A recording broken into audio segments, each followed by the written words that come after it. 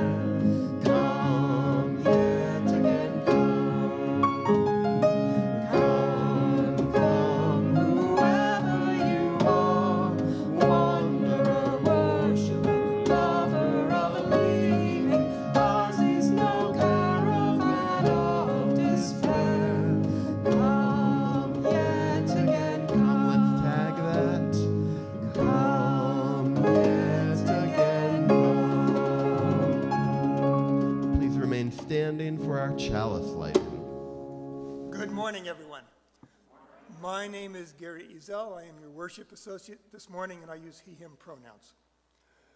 Join me as we recite our covenant, and Susan Morris lights our chalice. If you are watching remotely and have a chalice, please light it with us. Here you come.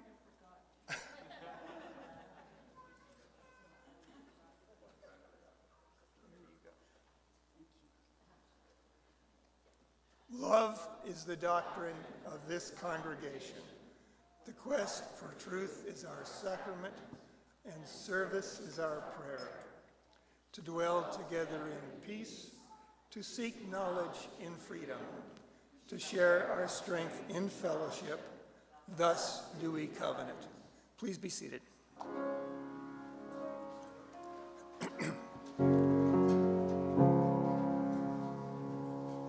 Reverend Christine is away this week, and our service leader today is longtime member Richard Duke Plattner.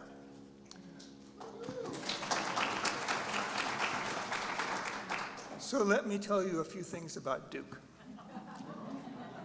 Duke and his wife, Susan Morris, initially came with their children more than 20 years ago. They started singing with a choir in 2002, and they formally joined in 2006 because Duke said it took a little bit of time to realize that they weren't actually members. Duke is a member, and and he's currently serving his second term on our UUCP Congregation's Board of Trustees. He's also been part of the Foundation twice and served as president in his second time.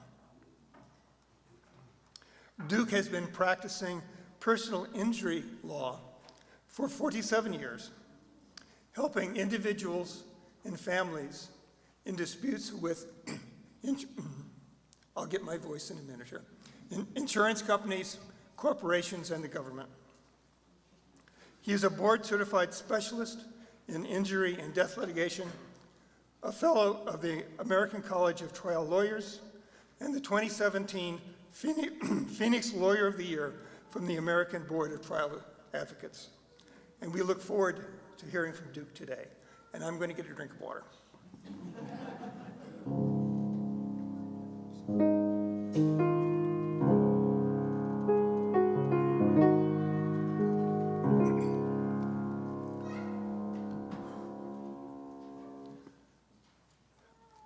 this sacred space, we celebrate the tapestry of our diversity and honor the boundless love that unites us all. The Unitarian Universalist Congregation of Phoenix strives to be a spiritual community for our time, one that is theologically diverse, radically inclusive, and justice-centered. Our doors swing wide to embrace all who seek a welcoming space. May our worship today be a source of inspiration, a wellspring of courage, and a call to action. If you are new here, we are so glad to have you with us. Each Sunday is a bit different here at UUCP, so please come back a few times to really get to know us. I have a few announcements.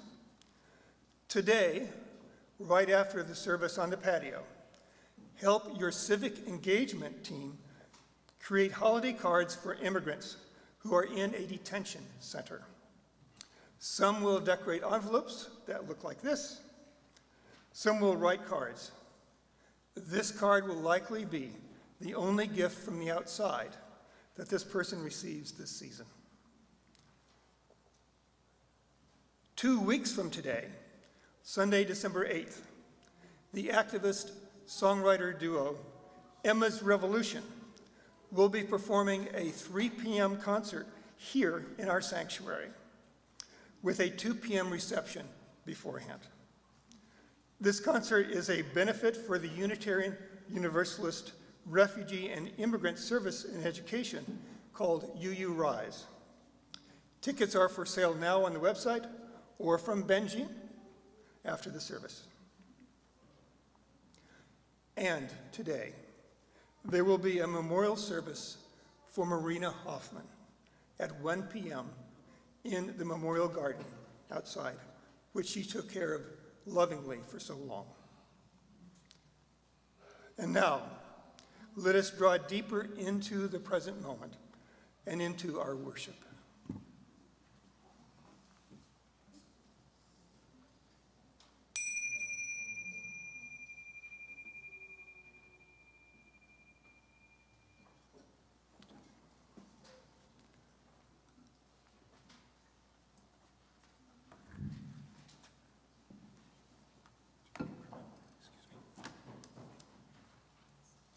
Morning. Today I'm going to be presenting ideas from the book that you see on the screen, The Righteous Mind by Jonathan Haidt. No book has all the right ideas. This book has a lot of interesting ones. So welcome to Social Science Sunday. Let me get this map adjusted so I'm not falling off it. So today, we're going to be talking about liberals and conservatives. And it's important to know that liberals and conservatives, well, I'm going to say us for liberals, because we're a liberal congregation, and them for conservatives. But what do we see in this picture? We see happy, we see loving, we see eager to please. Well, both liberals and conservatives fit in this picture. Now, some people who claim to be conservatives or are called conservatives really are something else. And there's 3 main categories of those. There's the greedies, those who believe those who got should get more. The rich should keep getting richer. And that's usually them. And if they're not rich yet, they sure hope to get rich and they want to hang on to every penny they get. Then there's the bullies. That's tyrants of all kinds. People who just want to dominate, who want to tell other people what to do. And then there's the better thans. Those are the people who reject the notion from the Declaration of Independence that all men are created equal. They just think it's their kind. They're the best. And they should tell everybody else what to do, and everybody else really should be in service of them. Now, you find more conservatives than liberals in these groups, and there's lots of overlap. There's lots of folks who belong to more than one of these categories.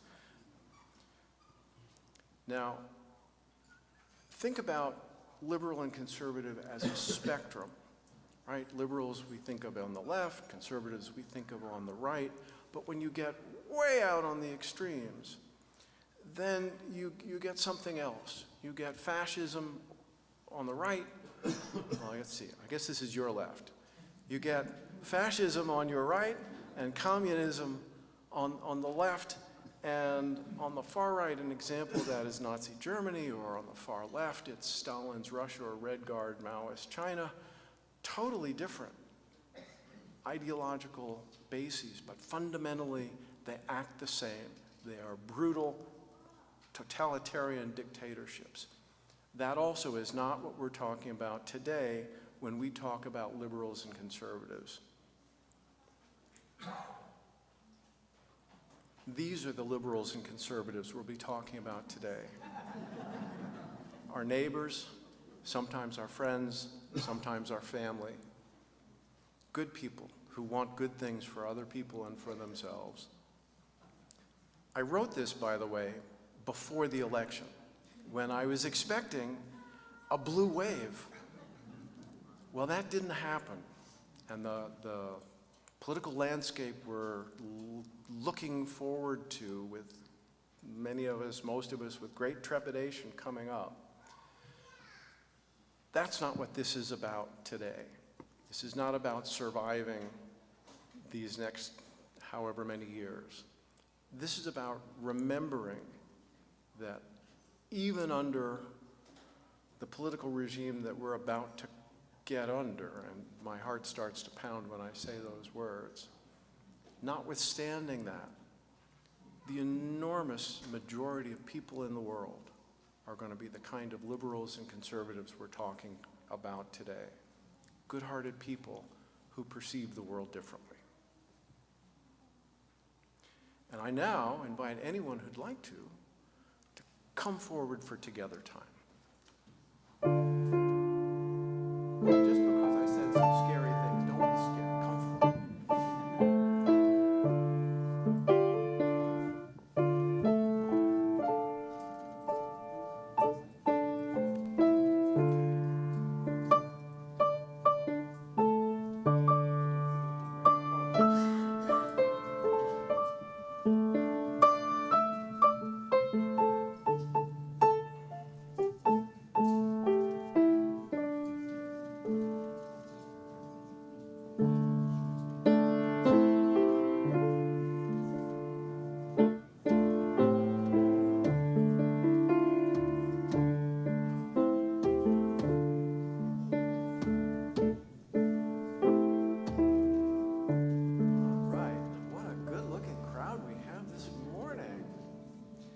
So today's story is called Elephants and Monkeys in the Land of Never Was.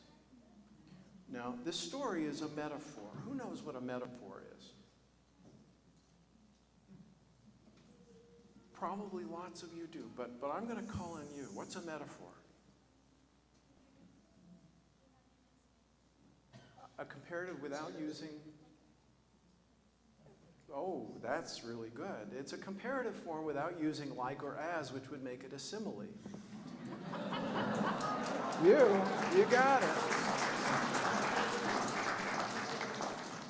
But I have a little bit different definition for a metaphor that also fits. A metaphor is a made-up story that shows us something true. Now, since this is a story, who knows how good stories should begin? Once upon a time. I've got my back to way too many people here, but I'm not sure. Okay. Sherilyn, it's so nice to see you again.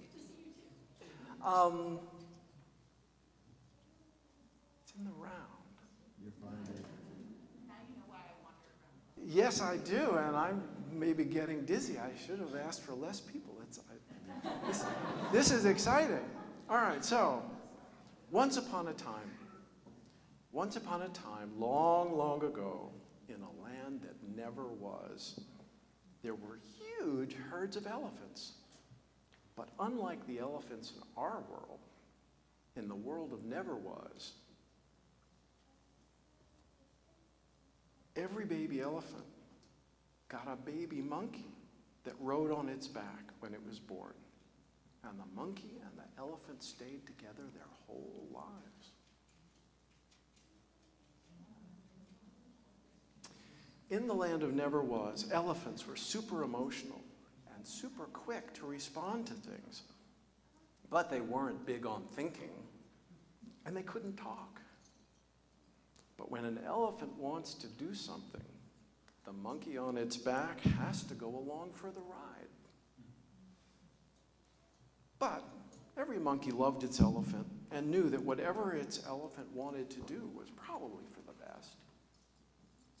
Now, something else about the elephants in Never Was. Whenever they encountered an obstacle, something in their way, some of them usually wanted to go left, and some of them usually wanted to go right. And I bet you can imagine, in a big herd of super emotional, super quick responding elephants with some charging left and some charging right, there was a lot of bumping into each other. And with a lot of bumping into each other, there was a lot of anger and roaring and hurt feelings, and sometimes there was fighting. Now you can also imagine what it would be like to be a little monkey riding on the back of roaring, fighting elephants. So the monkeys used their brains and their words to help soothe hurt feelings by explaining to the other elephants why their elephant was right to do whatever it had just done. In this way, the monkeys tried to avoid hurt feelings and keep the elephants friends with each other.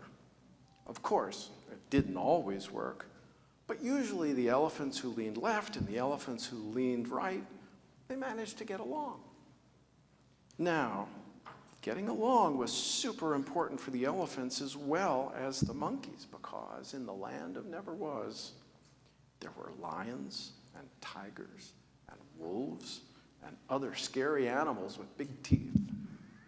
Now, a herd of elephants can protect itself from the scary animals with big teeth, but one elephant alone, even with a smart monkey rider, was probably going to be dinner pretty soon for the scary animals with big teeth. And any elephant that the other elephants really didn't like might get shoved out of the herd. And soon that elephant and its monkey would wind up as dinner, or lunch, or maybe breakfast, but any of those are terrible for the monkey and its elephant. So the elephants continued to be super emotional and react super quick because, well, that was their nature. And the monkeys continued to pay close attention to the elephants and use their brains and words to explain why what their elephants were doing, it was the right thing for an elephant to do. And sometimes the elephants fought, but with smart monkeys soothing the hurt feelings, the elephants usually only grumbled. Mostly they all got along fine. Well, after so many years passed that there aren't enough numbers to count them, the monkeys and the elephants in the land of Never Was were magically transformed into beings that looked a lot like people. Emotional people with instant responses and monkey brains that rationalize the response to explain it to themselves and other people. People a lot like us. Thanks.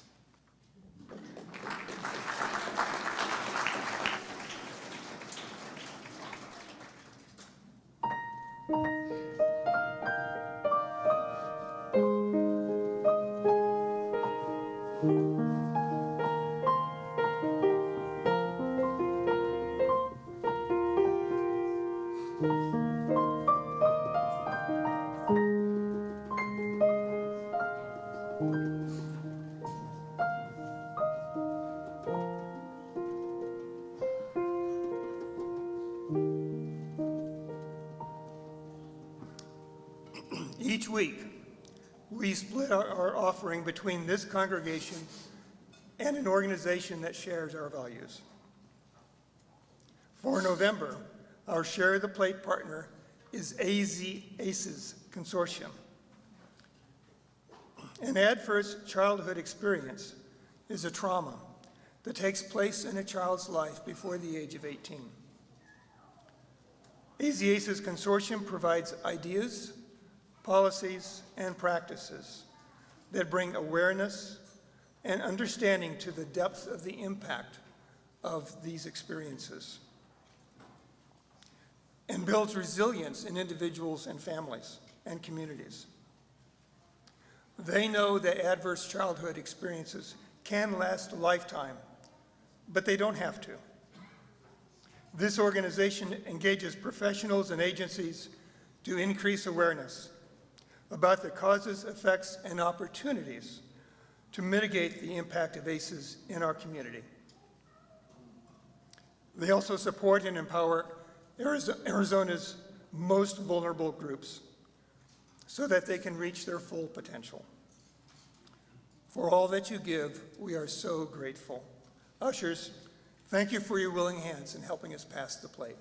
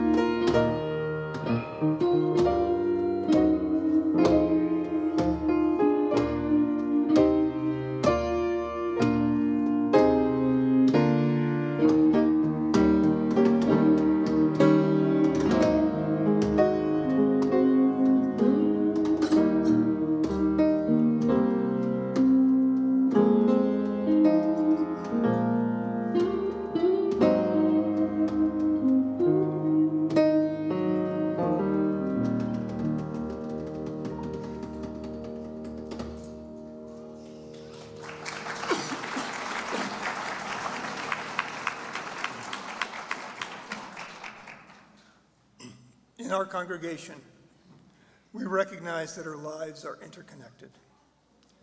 Part of our communal journey is sharing the significant milestones, joys, and sorrows in our lives. If you're on Zoom, you can put a note in the chat. If you want us to read a message next week, you can use the cards on the back table back there. I have a few already for today.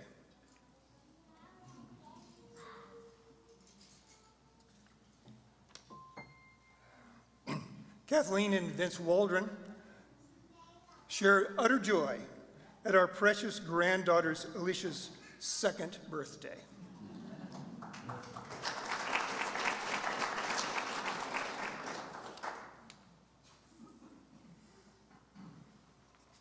Some more joys. Shelley Stevenson and Keith Brown.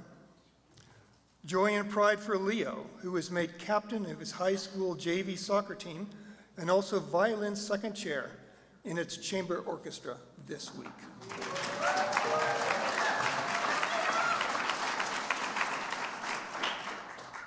And Pete Creelman is happy to share his joy in being invited to a Canadian couple's home for Thanksgiving so he won't have to spend it alone. That is a good thing.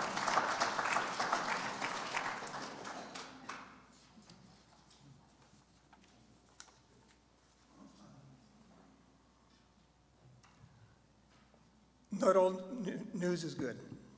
Eric Chapman shares that his mother-in-law has lung cancer, and she is about to start the fight of her life.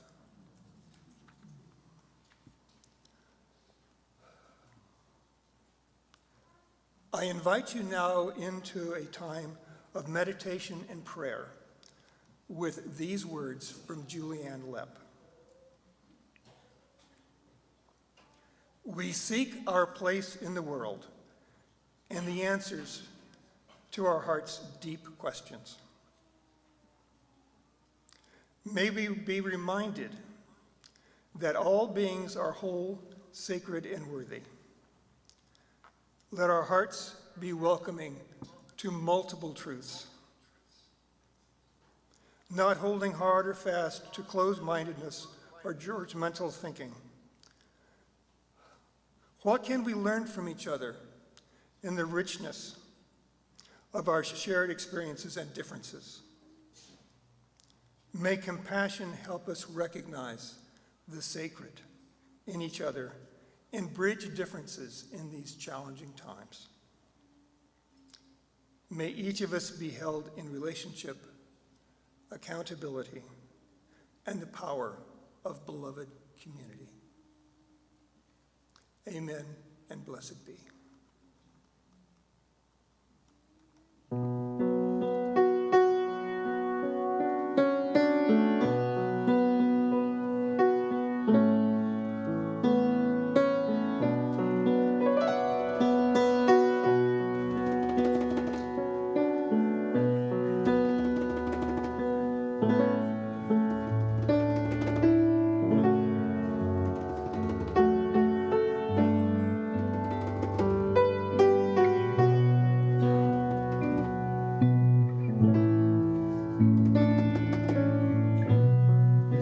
Traditional Buddhist loving kindness meditation set to music.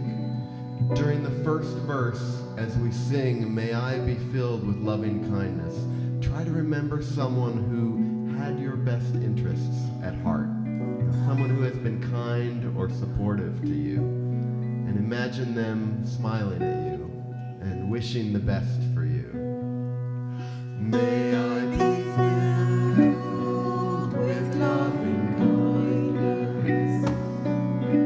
May I be well. May I be filled with loving kindness. May I be well. May I be peaceful and at ease. May I be whole.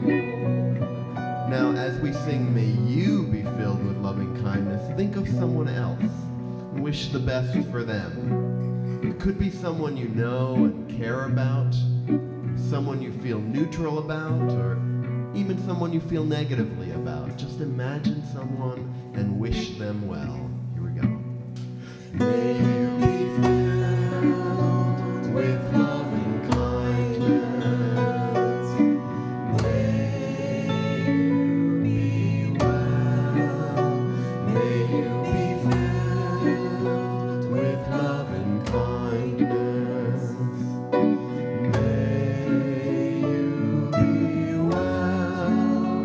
May you be peaceful and at ease. May you be whole. Now, as we sing, "May we be filled with loving kindness," imagine opening your heart to more people, maybe including people that you don't know.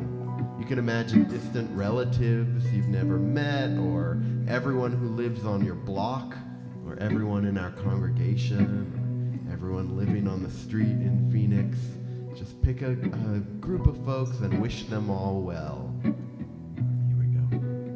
May we be filled with loving kindness. May we be well. May we be filled with loving kindness. May we be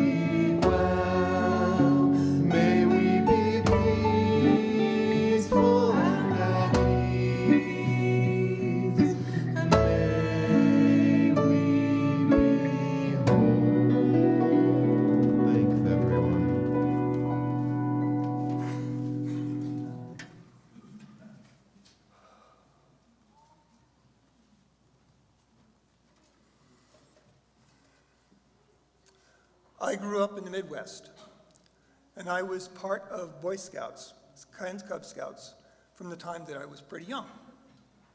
And early on, I memorized the Scout motto, the oath, and the law. How many of you guys were in Scouts? I'm just curious. Okay. These words will sound familiar to you, I believe. You don't have to say them with me, though. The motto is, be prepared. The oath is, on my honor, I will do my best to do my duty to God and my country, to obey the Scout law, to help other people at all times, to keep myself physically strong, mentally awake, and morally straight. I saw some lips moving out there. And there are 12 points to the Scout law. A Scout is trustworthy, loyal, helpful, friendly, courteous, kind, obedient, cheerful, thrifty, brave, clean, and reverent. Now, much has changed since I was in Scouts. That was a long time ago. And Scouting itself has changed.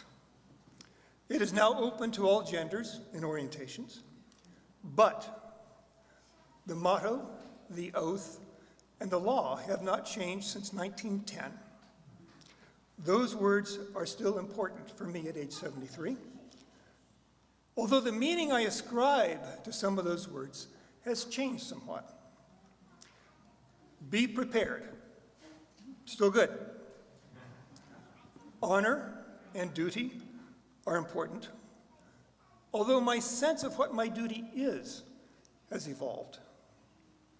To do my duty to God and my country, well, my sense of God has certainly evolved, and to a certain extent, my sense of country also. It's changed since I was 15. To help other people at all times, to keep myself physically strong, mentally awake, and morally straight.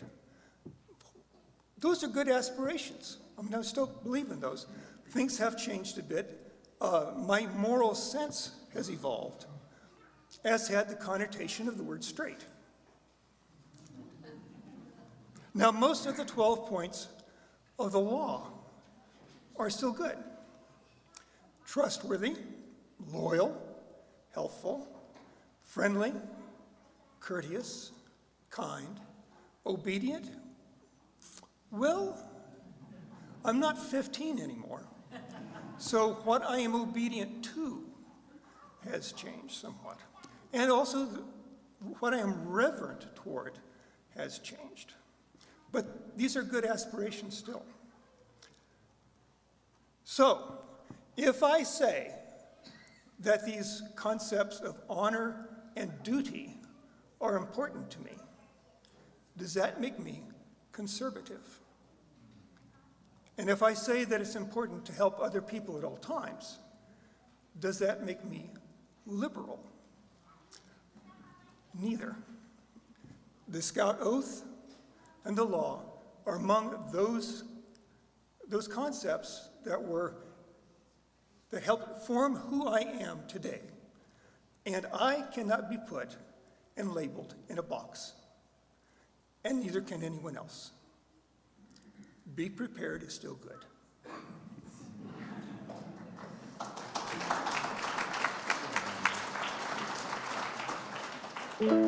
So because Duke is talking about political identification, I went looking for a song about the United States that might transcend that divide, and I came across Power and the Glory by Phil Oakes. It's a patriotic protest song, or a protesting patriotic song.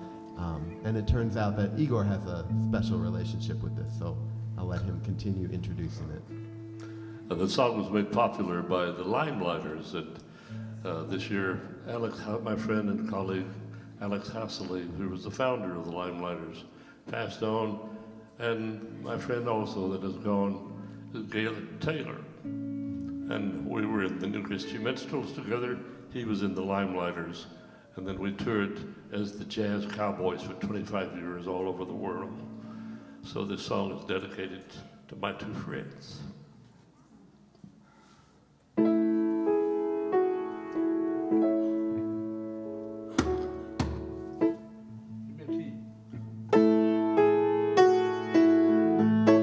Come and take a walk with me through this green and growing land. Walk through the meadows, the mountains and the sand. Walk through the valleys, the rivers and the plains. Walk through the sun and walk through the rain. Here is a land full of power and glory, beauty that words cannot recall. Oh, her power shall rest on the strength of her freedom. Her glory shall rest on us all, on us all.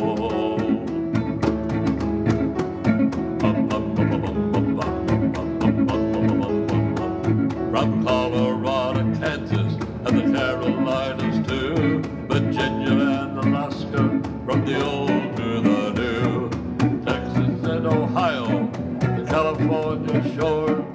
Tell me, who can ask for more?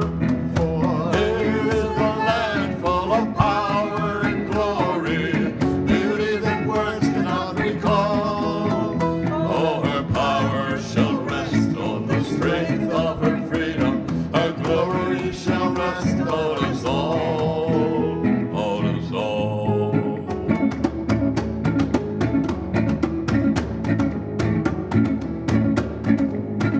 Yet she's only as rich as the poorest of the poor, only as free as the padlock prison door, only as strong as our love for this land, only as tall as we stand. Here is a land full of power and glory, beauty that words cannot recall.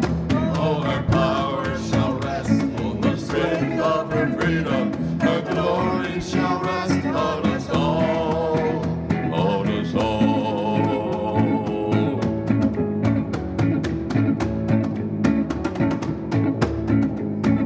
But our land is still troubled by those who have to hate. They twist away our freedom, they twist away our faith. Fear is their weapon, treason is their cry. We can stop them if we try. Here we go. Oh, here is a land full of power and glory, beauty that words cannot recall. Oh, her power shall rest on the strength of her freedom. Her glory shall rest on us all. So come and take a walk with me through the green and growing land. Walk through the meadows, the mountains and the sand. Walk through the valleys, the rivers and the plains. Walk through the sun and walk through the rain. Here is a land full of power and glory, beauty that words cannot recall. Oh, her power shall rest on the strength of her freedom. Her glory shall rest on us all, on us all.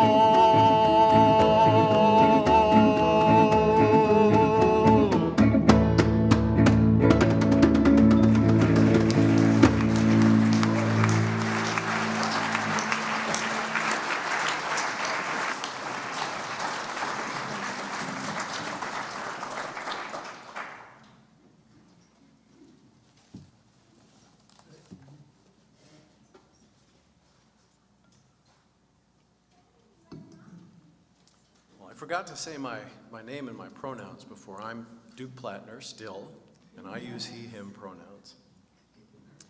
Now, does this have enough chords that I could move it to there? Great, thank you.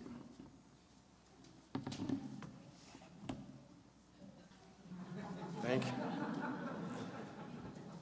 So, today's sermon has 4 parts: brain, elephants, pillars, and groupishness. Let's start with the brain. So, why is it so hard for liberals and conservatives to to understand each other? Well, it's because their brains are different. I want to say, though, that differences in brain structure, these are predispositions, they're not destiny. Environment and experience also shape political views.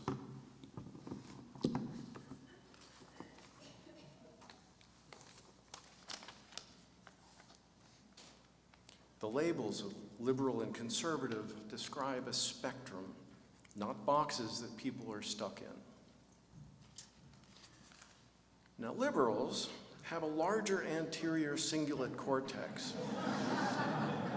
so we are more comfortable with nuance and complexity, and don't worry, anterior cingulate cortex will not be on the exam. But having a larger ACC makes we liberals, it gives us a heightened ability to detect errors and a heightened ability to resolve conflicts. Conservatives have a larger right amygdala, and that makes them generally more sensitive to threatening or anxious situations. And they have a heightened sense of disgust or revulsion. So, we liberals see the world as a generally friendly place, and we expect that conflicts can be resolved. Conservatives experience the world as a scarier place with a lot of disgusting things in it. Now, neither set of experiences is right or wrong, but those experiences shape our values intrinsically at a level below our awareness. They become part of our deepest part that we can sense of who we are. You might have guessed, we're switching to elephants. So, we human beings are social animals. Point one, we care about our groups more than we do, for the most part, even about our individual self-interest. Rationality evolved to win arguments, not to find the truth. We argue so that we will be liked and respected by others in our community. And we do that so others will share food and shelter and not shove us out of the community where we might get eaten by wolves. We have to maintain our position in our group. And to maintain our position in our groups, we have to be liked. And to be liked, we have to demonstrate that we share the values and opinions of others in our group. Point two, emotional reactions happen so fast. They come before all other thoughts about the things that we're perceiving and reacting to. And because emotional reactions are so instant, they act like blinders on a horse. They reduce the availability of other options. If our elephant leans even a little bit to the left, we're looking all to the left, and we're not seeing or paying any attention to anything off to the right, because we have to help guide our elephant in the direction it's going to go, and have to be instantly ready to be convinced that what our elephant is doing is the right thing, so we can explain it to all the other elephants. Now, elephants are sometimes open to reason, not often willing to change direction in response to objections from its own rider. But if there is affection, admiration, or a desire to please another person, then the elephant leans toward that person. And the rider tries to find the truth in the other person's arguments. So, one other point. The more time passes between the perception and the reaction, the more possible it is for the rider to change the elephant's direction. So elephants rule, but they're neither dumb nor totally inflexible.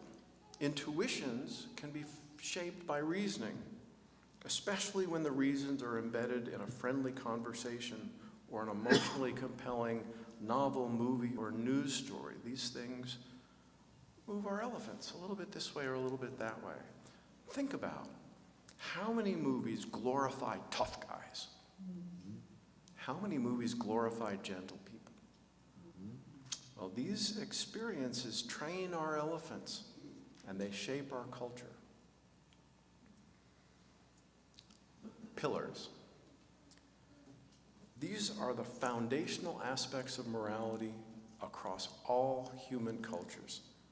They form our sense of the world about right or wrong so deeply, they become this intrinsic part of ourselves, and we don't see how there can be any other way of seeing things. And actually, before I go on to pillars, I left one thing out about elephants. I said it up down at story time, but it is a metaphor, right? Everybody gets that.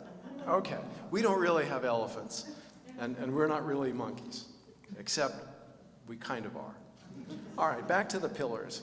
These are the 6 pillars of morality. The first one is care versus harm, nurturing and protecting. And this pillar, this foundation of morality, evolved to care for children and to reduce suffering and need. And it makes us despise cruelty and want to care for those who are suffering. The second pillar is fairness versus cheating. This evolved to help individuals and groups reap the rewards of cooperation and mutual altruism, but without getting exploited by those who will take and not give back. And it makes us sensitive to signs that someone is likely to be a good or bad partner for collaboration or reciprocal altruism. And it makes us want to punish cheaters and rule breakers. Next, we have liberty versus oppression. Now, this evolved to control people who want to bully others so that members of the group can recognize when they're being bullied and because it's a shared value, band together and help resist and put down bullies. Now, liberty and oppression is supported on both sides of the spectrum. Liberals focus on protecting underdogs, victims, and the powerless. Conservatives tend to be more concerned about themselves and their own groups rather than humans in general. The next pillar, loyalty versus betrayal. This evolved to help us form and maintain coalitions, and it makes us trust and reward team players and makes us want to hurt or kill those who betray the team. We form tribes of the people that we cooperate with and the others that we compete against. More on this later. Next, we have authority versus subversion. Now, this evolved to help form beneficial relationships in social hierarchies, and this came along with developing agrarian societies that stayed in one place. This wasn't there, excuse me, it must be catching. I don't know what it is.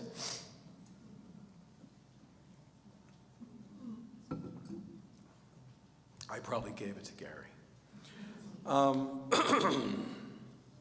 So, where were we? We were at authority and subversion and agrarian societies. Hunter-gatherers tend to be much more egalitarian. But once people started living in one place and storing food, it became much more important to have leaders and people in control of how food was shared and how it was handed out, how all kinds of things. And so we evolved these social hierarchies. And this pillar makes us sensitive to signs of rank or status and signs that other people are or are not behaving properly according to their position in the hierarchy. Now, authority is not just power backed by force. Authorities take on the responsibility for maintaining order and justice. So we ask when we view behavior, is this behavior upholding or subverting the traditions, institutions, and values that we perceive as providing stability in society? Now, this last one, sanctity and degradation, needs more explanation, which you think it wouldn't in a religious congregation, but it does. I'm going to start with something called the omnivore's dilemma. Now, human beings are omnivores, right? We eat all kinds of things. So we can search for all kinds of different foods. It's not always, like a predator, carnivore that just is looking for meat. And this means that we have to seek out and explore potential new foods while remaining wary of them until they're proven safe. So we have two competing motives. We have the attraction to new things and the fear of new things. Liberals are more open to new experience, new food, people, music, and ideas. Conservatives prefer to stick with what's tried and true. And they care a lot more about guarding borders, boundaries, and traditions. And that leads us from the omnivore's dilemma to the society dilemma. Because it's a fact that epidemics and new diseases are often brought in by foreigners. But so are many new ideas, goods, and technologies. Remember that conservatives have a heightened sense of disgust as well as a preference for the familiar. And so fear of the foreigner is high. But also know that a deep sense of disgust or revulsion gives rise to its opposite, and that's a sense of the sacred. The opposite of what's utterly disgusting is something that's utterly pure. And utterly pure is therefore sacred. And the psychology of sacredness helps divide individuals into moral communities. For example, is the body a temple housing an eternal soul within? Or is it a playground to be used for fun?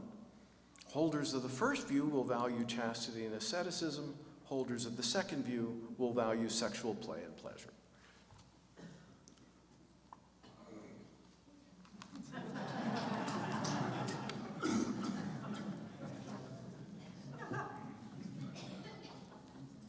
Now, here is the liberal moral matrix, and you can see each of the foundations down below, and the width of the vertical, well, the lines going from the top to the bottom, indicate how strongly these values are held. Because remember that we go through life, it's not just good versus bad, it's good versus good.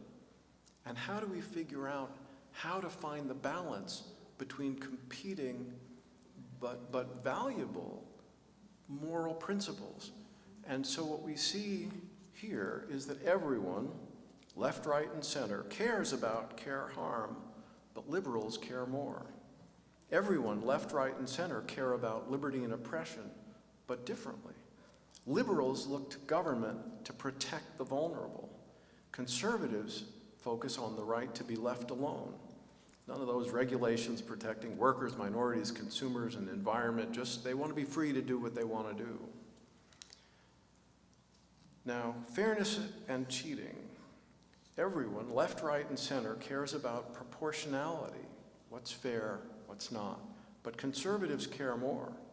Is everyone pulling their own weight, or is someone taking advantage? It's more important to conservatives. And you'll see that not everyone cares very much about those last three pillars. We liberals do, but when there's a conflict between caring for somebody, between protecting somebody for harm, and what's the authority, what's tradition, what subverts that authority, we're going to lean more toward care and protecting harm. All kinds of examples of that when we balance things out. Now, I've lost something here. Next slide, please. Let's talk about the libertarian social matrix, because libertarians are really kind of a different animal than liberals or conservatives. And so the libertarians don't put the kind of weight on the other pillars that liberals and conservatives do. Libertarians focus on liberty and oppression, and a little bit less on fairness and cheating, but still that's powerful for them. But mostly it's it's liberty versus oppression. And that means that they tend to support liberal positions on social issues, such as gay marriage and drug use, because that means letting people alone, the government letting people alone. Now, the conservative moral matrix leans on all 6 of the pillars. And, we think we're broad-minded, and, I'll bet people are having a reaction right now going, hey, they lean on more pillars than us. That's not fair. It's just how it is, folks. And it doesn't necessarily mean that more is better. It's just different. And the significance of the spread across the pillars, though, means that where we liberals would make that decision, caring, protecting, that has to outweigh what's sacred or loyalty to an in-group. That doesn't work that way for conservatives. That balances out differently. For example, a conservative police officer might feel more loyalty to protecting a brother police officer, even if that means disregarding the truth and sending an innocent person who's going to be harmed by going to jail. Conservatives feel threatened by things that upset the existing social order or that challenges existing authority that feels appropriate to them.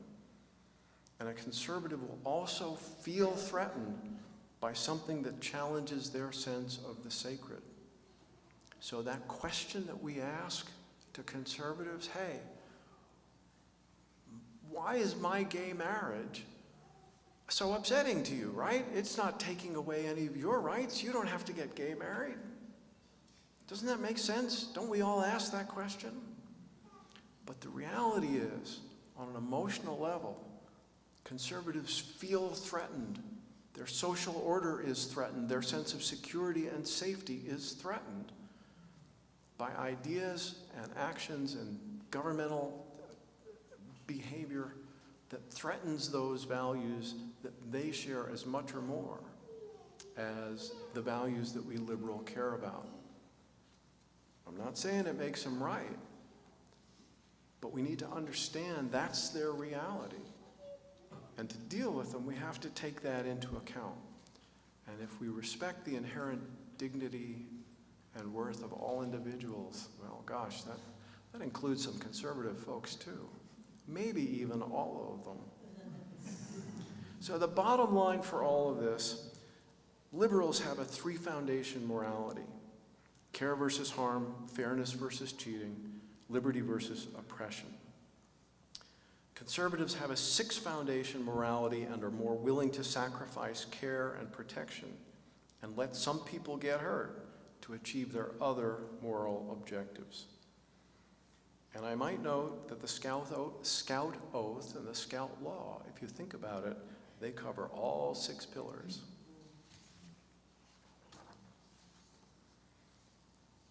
Now, our last topic is selfishness and groupishness. Probably most of you have never heard the word groupish before, but we all know the word selfish. Well, traditional economic and political theories are based on humans as selfish individuals, always striving best we can for us and trying to beat everybody else, but they are missing something essential in human nature in those theories, because we human beings are groupish as well as selfish. Have you ever watched a sporting event where you didn't care at the beginning who won, who lost? Well, how long did it take before you found yourself choosing which team you were going to root for? And how long after that you were wanting to yell or leap out of your chair when your team scored or a ref made a bad call against the team that you had just adopted? That's groupishness, and that's how powerful and quick it is to arise. And for people who, boy, they like their teams for a long time deeply, groupishness is deeply ingrained. So another way of saying this is that we cooperate as well as compete, and we can be fanatically devoted to both. Individuals compete with individuals, and when we're doing that, sad to say it, but selfishness can be rewarded. But we live in groups, and groups compete typically with other groups, and that competition favors groups composed of team players, those who could do better for themselves as individuals by slacking off, cheating, or leaving the group, but they stay committed to the group. And so that's where loyalty comes in. And groupishness is more than just enlightened self-interest. People leave tips in restaurants they will never return to. They donate anonymously to charities. They sometimes drown after jumping into rivers to save other people's children. Groupishness is so common that we just take it for granted. You will never see the headline, 30 unrelated college students work together cooperatively for no pay to prepare for the opening night of Romeo and Juliet. But we care, don't we? And we work together, even when there's no return for us as individuals. And we find meaning and value in that because we are groupish as well as selfish. It's inherent in our nature and just as important. Now, as a trial lawyer, for 47 years, I have always asked new clients what communities they belong to, because jurors connect better with people who belong to communities. They connect to people who are themselves connected. But over the years, I have to say that fewer of my clients belong to any communities other than their immediate family and their work. We are, as a society, so much less connected than we used to be. Belonging to multiple groups increase the odds that people will form affectionate connections to people with different political leanings, bowling leagues, churches, other kinds of groups, teams, clubs. All these communities support happiness and connection and satisfaction through connection to other people. And people without these kinds of connections are more receptive to demagogues. We've often heard that happiness comes from within. But maybe happiness also comes from between, from getting the right relationships between ourselves and others, between others and our work, and between others and something larger than ourselves. Thank you.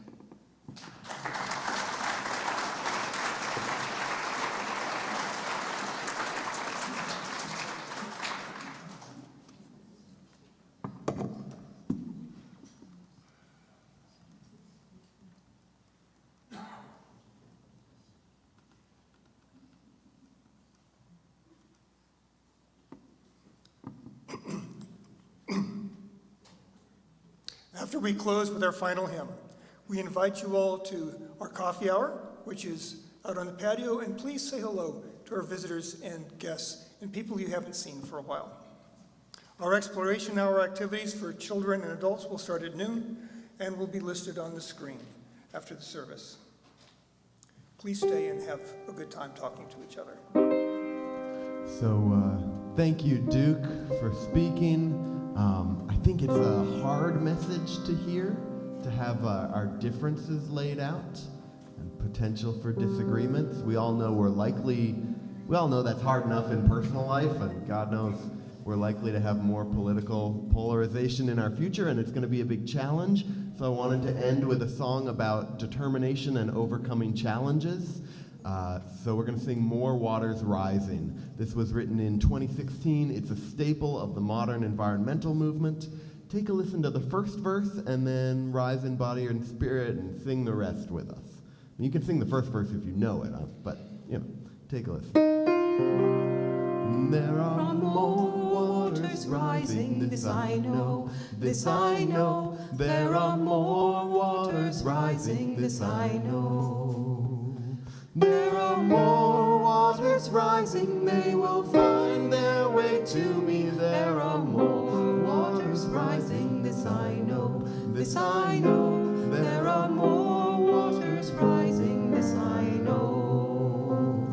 And there are more fires burning, this I know, this I know. There are more fires burning, this I know. There are more fires burning, they will find their way to me. There are more fires burning, this I know, this I know. There are more fires burning, this I know. And there are more mountains falling, this I know, this I know. There are more mountains falling, this I know. And there are more mountains falling, they will find their way to me. There are more mountains falling, this I know, this I know. There are more mountains falling, this I know.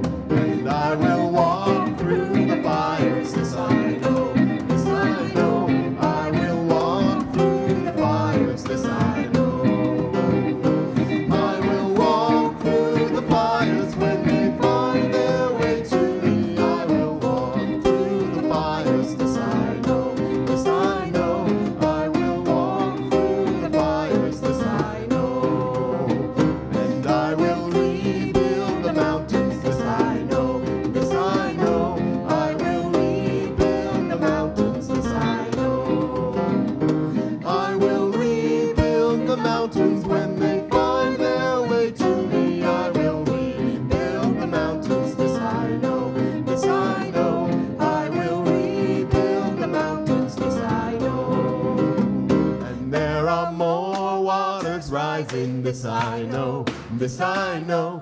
There are more waters rising, this I know.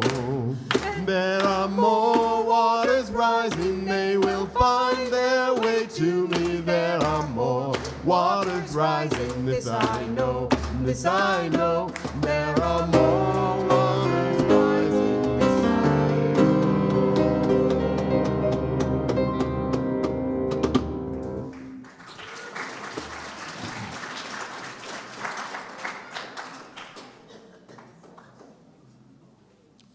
One more slide for our closing words. We need liberals and conservatives. Life is full of the tension of opposing forces pushing and pulling on each other. There is no joy without sadness, no light without dark.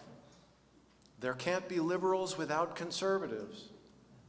Those who lean left and those who lean right are also neighbors who can be friends. Go in peace, go in love.